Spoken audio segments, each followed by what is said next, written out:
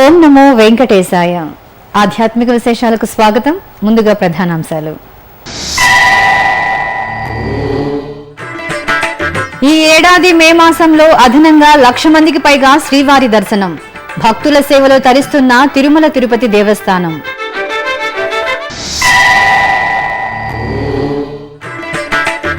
మల్లికార్జున స్వామి వారికి హంసవాహన సేవ. జొన్నవాడలో వీణాపాణిగా మహాదేవుడి దీవెన.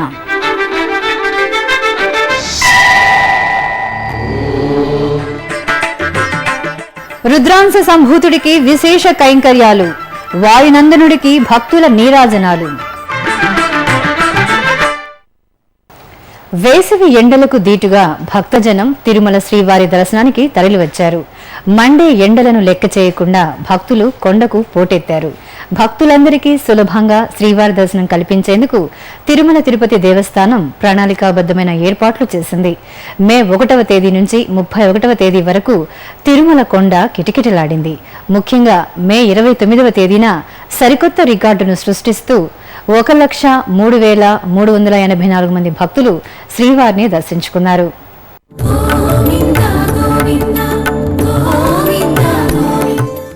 25,08,386 మే మాసంలో తిరుమల శ్రీవారిని దర్శించుకున్న భక్తుల సంఖ్య ఇది. మేలో మండే ఎండలను లెక్క చేయక భక్తులు కొండకు తరలి వచ్చారు. దీనికి తోడు మే అంటేనే పరీక్షా ఫలితాల మాసం కావడంతో 10th, ఇంటర్, ఇతర ఎంట్రన్స్ పరీక్షలు పాసైన విద్యార్థులు, వారి తల్లిదండ్రులు కొండకు రావడం సంప్రదాయం. ఇలా వేసవి రద్దీ అనేది తిరుమల తిరుపతి దేవస్థానానికి సామాన్యమైన విషయమే అయినప్పటికీ ఈ ఏడాది భక్తులకు శ్రీవారి దర్శనం కల్పించే విషయంలో టీటీడీ విభిన్నంగా వ్యవహరించింది. భక్తులెవ్వరూ ఇబ్బంది పడకూడదనే టీటీడీ ఈవో సాంబశివరావు ఆలోచనకు అనుగుణంగా ప్రణాళికాబద్ధమైన ఏర్పాట్లతో భక్తులకు శ్రీవారి దర్శనం సులభంగా కల్పించింది. అందుకే మే 1వ తేదీ నుంచి మే 31వ తేదీ దాకా సగటున 81,000 మంది భక్తులకు శ్రీవారి దర్శనం కల్పించగలిగారు. మే 1న 84,128 మంది భక్తులకు దర్శనం కల్పించిన టీటీడీ అదే పంథాను కొనసాగిస్తూ ప్రతిరోజు 80,000కు పైగా భక్తులు శ్రీవారిని దర్శించుకునేలా చేసింది. ఇక మే 29న అత్యధికంగా 1,03,384 మంది భక్తులు శ్రీవారిని దర్శించుకున్నారు. ఇలా 1,00,000 మందికి పైగా భక్తులకు శ్రీవారి దర్శనం కల్పించడం ఈ ఏడాదిలో ఇప్పటికే ఇది రెండోసారి. ఈ ఏడాది ఫిబ్రవరి 14న రథసప్తమిని పురస్కరించుకుని 1,649 మందికి శ్రీవారి దర్శనం కల్పించారు. కేవలం 3 నెలల వ్యవధిలోనే టీటీడీ తన రికార్డును తానే తిరగరాసింది. ఎంతమంది భక్తులు తరలి వచ్చినా వారందరికీ సులభంగా శ్రీవారి దర్శనం కల్పించడంలో టీటీడీ శ్రమిస్తున్న తీరును భక్తజనం ప్రశంసించింది. ఇక 2015లో మే మాసంలో 23,97,527 మంది భక్తులు శ్రీవారిని దర్శించుకున్నారు. ఈ ఏడాది మే మాసంలో ఈ సంఖ్య 25,08,386కు పెరిగింది. అంటే కిందటేడాది కన్నా 1,10,859 మందికి అదనంగా దర్శనం కల్పించగలిగారు.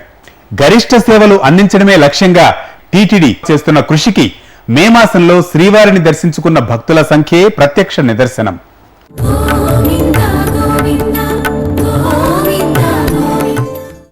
భక్త దేవోభవ. శ్రీవారి దర్శనానికి వచ్చిన భక్తులందరికీ తిరుమల తిరుపతి దేవస్థానం చక్కని అతిథి మర్యాదలు చేస్తోంది. అతిథి దేవోభవ అనే సూక్తిని ఆచరిస్తూ వచ్చిన వారందరికీ అన్నప్రసాదాలు, కాఫీ, పాలు, తేనీరు అందిస్తోంది. ఇటీవల కాలంలో అన్నప్రసాద విభాగంలో అల్పాహారాన్ని కూడా అందించాలని టీటీడీ ఆదేశాలు జారీ చేసిన విషయం తెలిసిందే. దీంతో అన్నప్రసాద భవనంలో ఉదయం వేళ ఉప్మా, పొంగల్ అల్పాహారంగా ఇస్తూ ఉన్నారు. ఇక క్యూలైన్లలో వేచి ఉండే భక్తులకు ఎప్పటికప్పుడు అన్నప్రసాదాల పంపిణీ జరుగుతుంది. అలాగే 300 రూపాయల ప్రత్యేక ప్రవేశ దర్శన భవనంలో భక్తులందరికీ పాలు, టీ, కాఫీ, మంచినీరు అందిస్తున్నారు. ఇలా వచ్చిన భక్తులందరికీ అతిథి మర్యాదలు చేస్తూ టీటీడీ చక్కని ప్రశంసలు పొందుతోంది. ఇందులో భాగంగా మాతృశ్రీ తరిగొండ వెంగమాంబ అన్నప్రసాద వితరణ కేంద్రం, మాధవం వసతి సముదాయం, 2వ వైకుంఠం క్యూ కాంప్లెక్స్, బయటి క్యూలైన్లు ఇలా పలు ప్రాంతాలలో మే మాసానికి సంబంధించి మొత్తం 60,57,483 మందికి అల్పాహారం, అన్నప్రసాదాలు అందించారు. అలాగే 33,39,000 మందికి పాలు, కాఫీ, టీ, తదితర పానీయాలను అందించారు. ఇలా లక్షలాది మందికి అన్నప్రసాదాలు అందించడానికి టీటీడీ చేసిన ముందస్తు ప్రణాళికే కారణం. ముఖ్యంగా అన్నప్రసాద వితరణ కేంద్రంలో అల్పాహారం అందించడం అన్నప్రసాద వితరణలో ఓ మైలురాయిగా నిలుస్తోంది. పశ్చిమ గోదావరి జిల్లా పాలకొల్లు సమీపంలోని చిక్కాల గ్రామంలో భక్తి చైతన్యం వెల్లివిరిసింది. భక్తకోటి శివనామ స్మరణతో పునీతమైంది.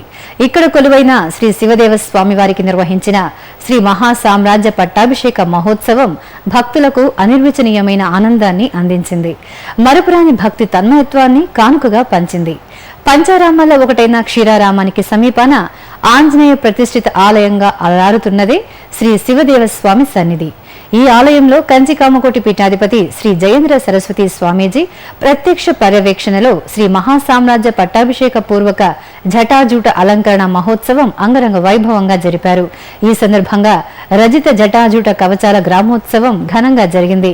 గజము, అశ్వము, వృషభాలపై పార్వతీ సమేత శివదేవ స్వామి ఉత్సవమూర్తులను కొలువు తీర్చి వేద బ్రాహ్మణులు, రాజభటులు, అశేష భక్తజన సందోహం, బాణాసంచ వెలుగుల మధ్యన ఊరేగింపు ఉత్సవం వైభవంగా సాగింది. పురవీధుల్లో భక్తులు, ఆది దంపతులు రజిత కవచాలపై భక్తులు పూలవర్షం కురిపించారు. ఆపై మేళతాళాలు, మంగళ వాయిద్యాలతో శ్రీ శివదేవ స్వామి వారికి రజిత కవచ జటాజుట సమర్పణ చేసి మహామంగళ హారతులు సమర్పించారు. తిరుపతి సమీపంలోని బ్రాహ్మణపట్టులో శ్రీ ప్రసన్న రంగనాథ స్వామి వారి వార్షిక బ్రహ్మోత్సవాలు ఘనంగా జరుగుతున్నాయి. మే 29వ తేదీ ధ్వజారోహణంతో ప్రారంభమైన ఈ ఉత్సవాలు 4వ తేదీ జరిగే ధ్వజావరోహణంతో పూర్తి కానున్నాయి. ఉత్సవాల్లో భాగంగా 5వ రోజైన గురువారం ఉదయం శ్రీ రంగనాథ స్వామి వారికి సింహవాహన సేవ కన్నుల పండుగగా జరిగింది.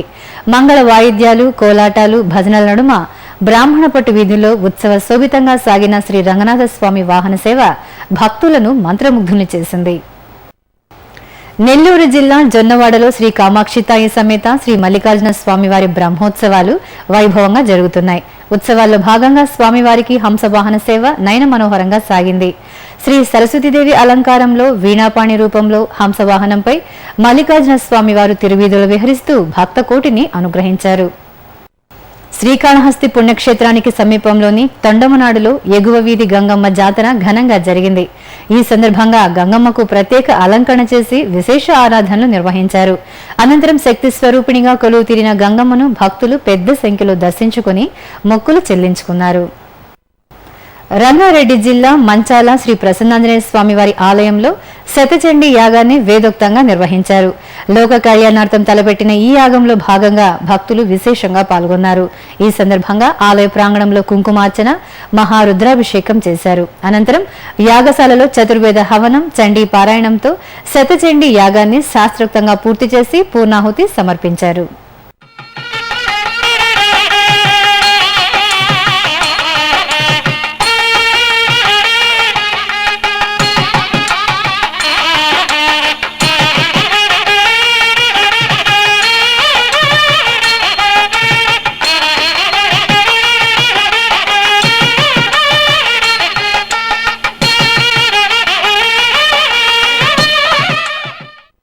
చిత్తూరు జిల్లా ఐరాలలో పాలేటమ్మ తల్లి జాతర కోలాహలంగా జరిగింది. ఈ సందర్భంగా దివ్యమంగళ స్వరూపిణిగా అనుగ్రహిస్తున్న పాలేటమ్మ సన్నిధిని విద్యుత్ దీపాలు, పుష్పమాలలతో శోభాయమానంగా అలంకరించారు. జాతరను పురస్కరించుకుని పరిసర ప్రాంతాల నుంచి భక్తులు ఊరేగింపుగా ఆలయానికి చేరుకుని ధూపదీప నైవేద్యాలను సమర్పించి అమ్మవారి దర్శనం చేసుకున్నారు. కరీంనగర్ జిల్లా చింతల్పేట శ్రీ లక్ష్మీ సమేత వెంకటేశ్వర ఆలయంలో వార్షిక బ్రహ్మోత్సవాలు వైభవంగా జరుగుతున్నాయి. ఉత్సవాల్లో భాగంగా ఆలయ ప్రాంగణంలో స్వామివారి కళ్యాణం కోలాహలంగా జరిగింది. ఈ సందర్భంగా శ్రీదేవి భూదేవి సమేత స్వామివారి ఉత్సవమూర్తులను ఊరేగింపుగా తీసుకువచ్చి పెళ్లి పందిరిలో కొలువు తీర్చారు. మేళ తాళాలు, మంగళ వాయిద్యాల మధ్య అర్చకులు స్వామి అమ్మవార్ల కళ్యాణాన్ని వేడుకగా నిర్వహించి కర్పూర హారతులు సమర్పించారు. సకాలంలో వర్షాలు కురిసి లోకం సుభిక్షంగా ఉండాలనే సత్సంకల్పంతో 5 రోజుల పాటు యాదాద్రి పుణ్యక్షేత్రంలో నిర్వహించిన వరుణ యాగం ఘనంగా పరిసమాప్తమయ్యింది. ఈ సందర్భంగా యాగశాలలో ఋత్వికులు వివిధ రకాల క్రతువులను శాస్త్రోక్తంగా పూర్తి చేసి మంగళ ద్రవ్యాలను అగ్నిగుండంలో సమర్పణ చేసి పూర్ణాహుతి నిర్వహించారు. ఇప్పుడొక చిన్న విరామం. శ్రీ వెంకటేశ్వర నిత్యాన్న ప్రసాదం ట్రస్ట్ అన్నం పరబ్రహ్మ స్వరూపమన్నారు. ఆ దేవదేవుడు కొలువైన తిరుమలలో భక్తులందరికీ అన్నప్రసాద వితరణ చేస్తోంది తిరుమల తిరుపతి దేవస్థానములు. ఏకకాలంలో 4000 మందికి భోజనం అందించే సామర్థ్యం ఉన్న మాతృశ్రీ తరిగొండ వేంగమాంబ అన్నప్రసాద వితరణ కేంద్రంలో నిత్యం అన్నప్రసాద వితరణ యజ్ఞం జరుగుతూ ఉంటుంది. ప్రతిరోజు తిరుమల తిరుపతితో పాటు నిత్యం 1,00,000 మందికి తగ్గకుండా అన్నప్రసాద వితరణ చేస్తోంది టీటీడీ. ప్రతి భక్తుడు స్వామివారి అన్నప్రసాదాన్ని స్వీకరించాలనే టీటీడీ మహాయజ్ఞంలో మీరు భాగస్వాములు కండి. కలియుగ ప్రత్యక్ష దైవం కరుణను పొందండి.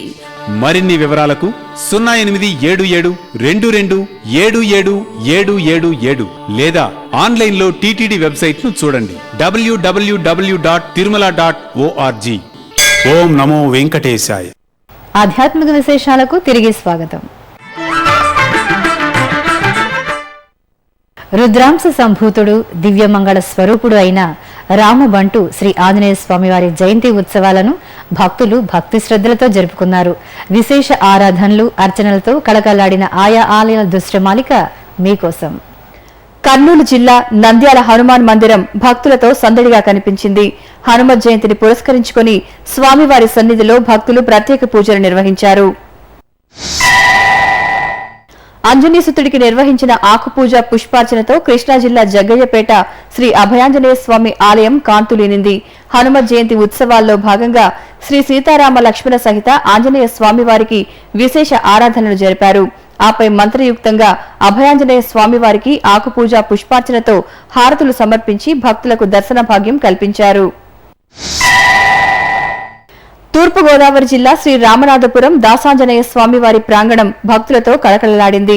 స్వామివారికి ప్రీతి పాత్రమైన వడలతో ప్రత్యేక ఆరాధనలు నిర్వహించి హారతులు సమర్పించారు.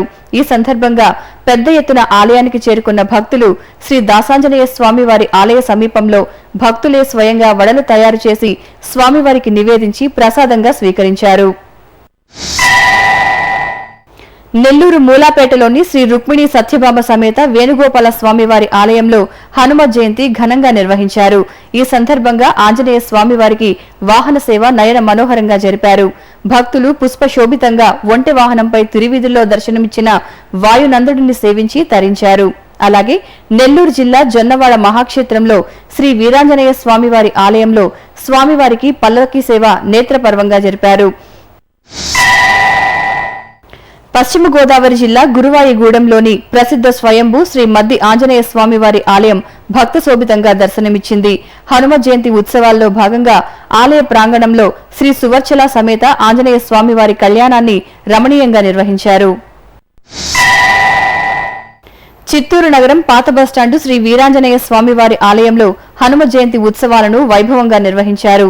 ముందుగా ఆలయంలోని శ్రీ సీతారామ లక్ష్మణ సమేత ఆంజనేయ స్వామివారికి నిత్య కైంకర్యాలను పూర్తి చేసి హారతులు సమర్పించారు.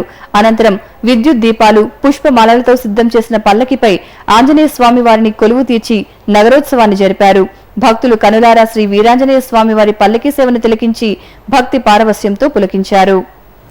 ఉత్తరాంధ్రుల ఇలవేల్పుగా వెలుగొందుతున్న శ్రీ అసిరి తల్లి అమ్మవారికి శ్రీకాకుళం జిల్లా కోట బొమ్మాలిలో భక్తజనులు మంగళ నీరాజనాలు సమర్పించారు. 5 సంవత్సరాలకోసారి చల్లని తల్లి అసిరి అమ్మవారికి ఘటోత్సవాన్ని వైభవంగా నిర్వహించడం సంప్రదాయం. ఈ నేపథ్యంలో వేలాది మంది మహిళలు పవిత్ర జలాలతో నిండిన ఘటాలను శిరసున ధరించి ఊరేగింపుగా ఆలయానికి చేరుకున్నారు. ఈ సందర్భంగా అసిరి తల్లికి అభిషేకాలు నిర్వహించి నిమ్మకాయల మాలలతో అమ్మవారిని చక్కగా అలంకరించి కుంభ సమర్పణ చేశారు. చల్లని తల్లిని కనులారా దర్శించుకుని భక్తులు ముగ్ధులయ్యారు. గుంటూరు ఆర్ అగ్రహారంలోని శ్రీ గంగా భ్రమరాంబ సమేత శ్రీ మల్లేశ్వర స్వామివారి దేవాలయంలో సహస్ర ఘటాభిషేకాన్ని నేత్రపర్వంగా నిర్వహించారు. ముందుగా ఆలయ ప్రాంగణంలో శాస్త్రోక్తంగా హోమాలు జరిపారు. తరువాత పవిత్ర ద్రవ్యాలను నింపిన ఘటాలను ప్రతిష్ఠించి పూజలు చేశారు. ఆపై కలశాలను ఆలయ ప్రదక్షిణగా తీసుకువచ్చి మల్లేశ్వర స్వామివారికి అభిషేకం చేసి హారతులు సమర్పించారు. భక్తులు స్వామివారి అభిషేకాన్ని మనసారా దర్శించి తరించారు. నిజామాబాద్ జిల్లా బోధన్ పట్టణంలోని శ్రీ వెంకటేశ్వర స్వామి ఆలయ తృతీయ వార్షికోత్సవాలు ఘనంగా జరుగుతున్నాయి. జూన్ 2వ తేదీ వరకు జరిగే ఈ ఉత్సవాల్లో భాగంగా శ్రీదేవి భూదేవి సమేత శ్రీ వెంకటేశ్వర స్వామి వారి కళ్యాణోత్సవాన్ని వేడుకగా నిర్వహించారు. ప్రాతకాల ఆరాధన, నివేదన, ధ్వజ కుంభారాధన, చతుస్థానార్చన, పంచసూక్త పరివార ప్రాయశ్చిత హోమాలు చేసి విష్ణు సహస్రనామ పారాయణాలు జరిపాక ఉత్సవమూర్తులను సకల శోభితంగా అలంకరించి వేదికపై కొలువు తీర్చారు. సంకల్పం, కంకణ ధారణ, విశ్వక్సేన ఆరాధన, యజ్ఞోపవీత ధారణ, మాంగళ్య పూజలు నిర్వహించిన తరువాత మేళతాళాలు, మంగళ వాయిద్యాల ప్రయుక్తంగా కళ్యాణ క్రతువు సాగింది.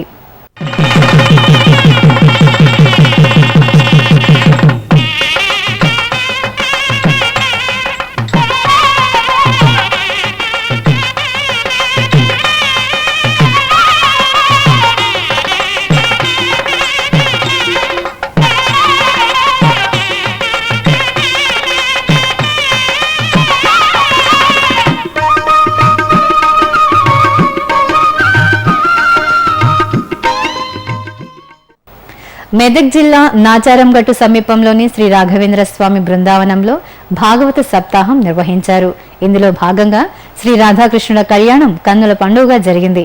ఆలయ ప్రాంగణంలో చక్కగా ఏర్పాటు చేసిన కళ్యాణ వేదికపై రాధాకృష్ణులను కొలువు తీర్చి మేళతాళాలు, మంగళ వాయిద్యాల మధ్యన కళ్యాణ క్రతువును జరిపారు. భక్తులు హరే రామ హరే కృష్ణ భజనలు చేస్తూ స్వామివారి కళ్యాణాన్ని వీక్షించారు.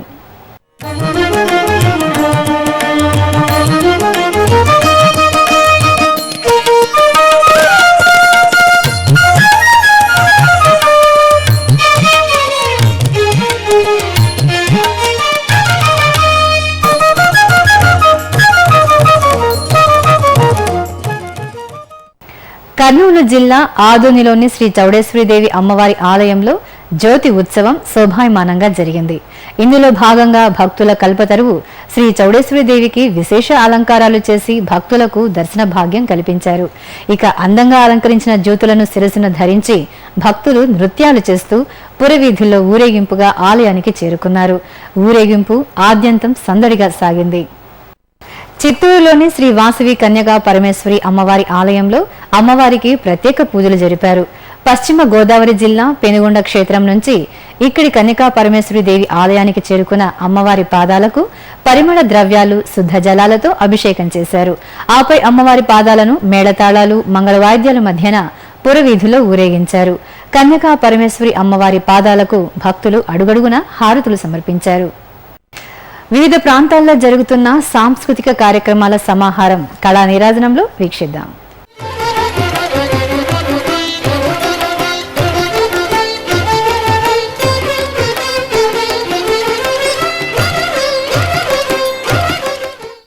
తిరుమల నాదనీరాజనం వేదికపై సుస్వరాలు సుమధురంగా పలికాయి. మన సంస్కృతి సంప్రదాయాలకు చిహ్నాలైన నాదస్వర కచేరీ వీణుల విందుగా సాగింది. బుధవారం సాయంత్రం శ్రీకాళహస్తికి చెందిన శ్రీ పెంచలయ్య బృందం సభక్తికంగా స్వామివారికి సమర్పించింది.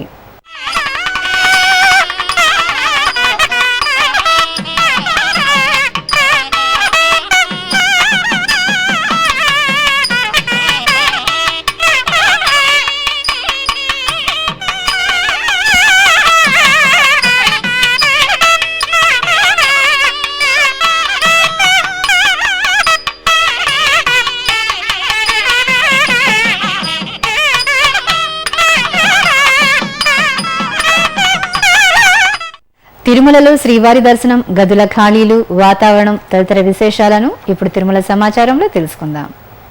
ఈ రోజు ఇప్పటి వరకు 29,000 మంది భక్తులు శ్రీవారి దర్శనం చేసుకున్నారు. 35 కంపార్ట్మెంట్లలో భక్తులు శ్రీవారి దర్శనం కోసం వేచి ఉన్నారు. సర్వదర్శనానికి 8 గంటలు, దివ్య దర్శనానికి 6 గంటల సమయం పడుతోంది. ప్రత్యేక ప్రవేశ దర్శనం కొనసాగుతోంది. తిరుమలలో 121 గదులు ఖాళీగా ఉన్నాయి. అలిపిరి శ్రీవారి మెట్టు మార్గాల్లో భక్తుల రాకపోకలు యథావిధిగా సాగుతున్నాయి. ఇక తిరుమల వాతావరణం గరిష్ట ఉష్ణోగ్రత 33 డిగ్రీల సెల్సియస్, కనిష్ట ఉష్ణోగ్రత 22 డిగ్రీల సెల్సియస్ గా నమోదైంది. ఆధ్యాత్మిక విశేషాలు ఇంతటితో సమాప్తం. తిరిగి రాత్రి 10 గంటలకు ప్రసారమయ్యే ఆధ్యాత్మిక విశేషాల్లో మళ్ళీ కలుసుకుందాం. ఓం నమో వెంకటేశాయ.